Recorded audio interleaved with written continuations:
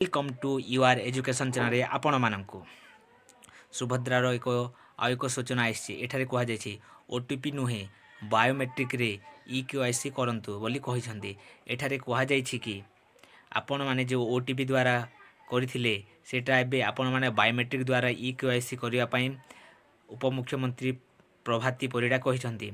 एठारे जांच प्रक्रिया चली एवं एठारे प्रथम किस्तर तृतीय पर्याय टंका मिलिबो जो माने कि चतुर्थ पर्यायर यही टंका पाखापाखि 20 लाख हिताधिकारी को टंका पाइबे बोली कहिसेंती।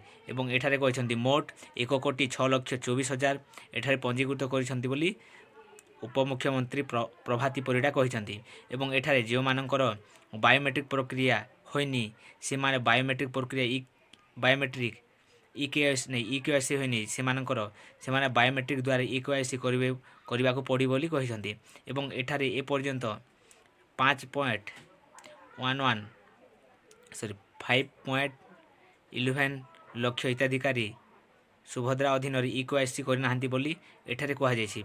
एवं किछि कहिसेंती कि ओटीपी माध्यम इकेवाईसी करिसेंती जे माननकु से माने एही प्रक्रिया बा ए पैसा पाई पारिनी बोली कहिसेंती।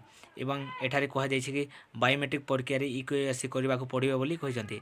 एठारे से माने मो सेवा केन्द्र बा जनसेवा केन्द्र रे जाई एही इकेवाईसी करिवे बोली कहिसेंती।